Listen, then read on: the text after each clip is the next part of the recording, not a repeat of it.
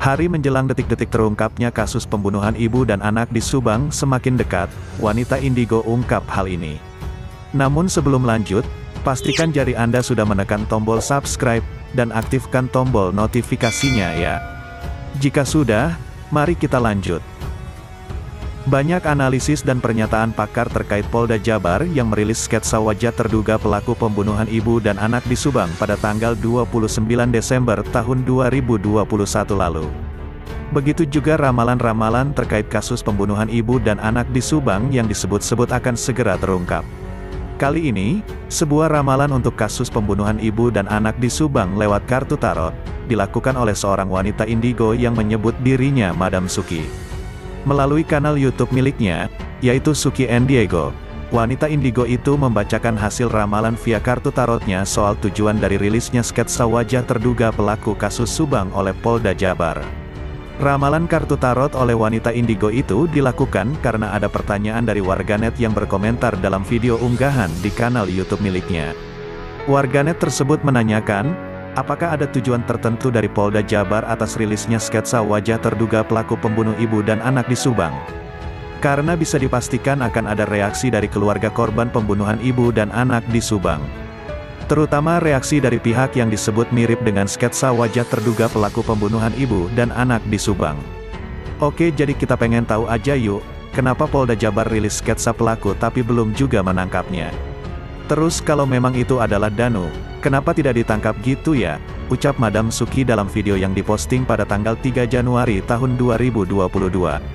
Madam Suki juga menuturkan bahwa bisa jadi opini warganet itu benar, bahwa Polda Jabar merilis sketsa terduga pelaku karena ingin si pelaku menyerahkan diri sekaligus melihat reaksi dari keluarga korban pembunuhan ibu dan anak di Subang. Madam Suki pembaca tarot sekaligus wanita indigo tersebut kemudian mendapatkan 3 kartu tarot untuk ramalan kasus pembunuhan ibu dan anak di Subang.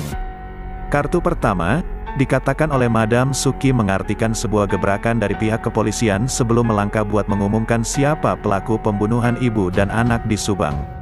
Bisa jadi benar, bahwa polisi itu membuat gebrakan tersebut untuk mengetahui reaksi dari keluarga korban pembunuh ibu dan anak di Subang, ucap Madam Suki.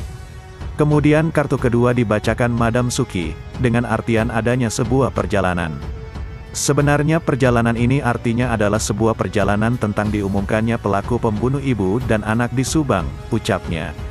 Madam Suki melanjutkan bahwa perjalanan mengungkap pelaku kasus Subang ialah sebuah perjuangan yang dilakukan pihak kepolisian, dan siapapun itu tidak boleh melupakannya. Aku juga appreciate dengan pekerjaan kepolisian karena ini merupakan pekerjaan yang rumit ya, ucap Madam Suki.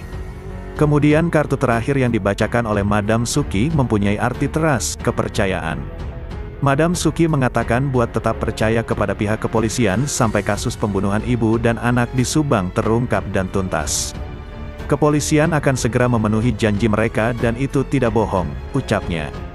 Madam Suki sang indigo itu menuturkan bahwa bukan tanpa alasan, pihak kepolisian mengungkap sketsa terduga pelaku kasus Subang. Tetapi lebih daripada kita akan diberikan sebuah kabar baik yang mana akan segera dirilis dan kita semua akan merayakannya saat kita tahu siapa mereka, pelaku ini, dan apa motifnya, ujarnya. Madam Suki juga mengingatkan kepada semua pihak terutama warganet, yang setia mengawal kasus pembunuhan ibu dan anak di Subang untuk tetap bersabar. Jadi sabar dong ya, udah selangkah lagi ini, ucapnya. Madam Suki mengungkapkan, bahwa ini merupakan perkembangan yang besar dan menurutnya pihak kepolisian hanya ingin tidak salah tangkap. Yang penting adalah polisi sudah memiliki semua bukti-buktinya, dan itu adalah bukti yang mutlak dan tidak bisa dibantah, ucap Madam Suki.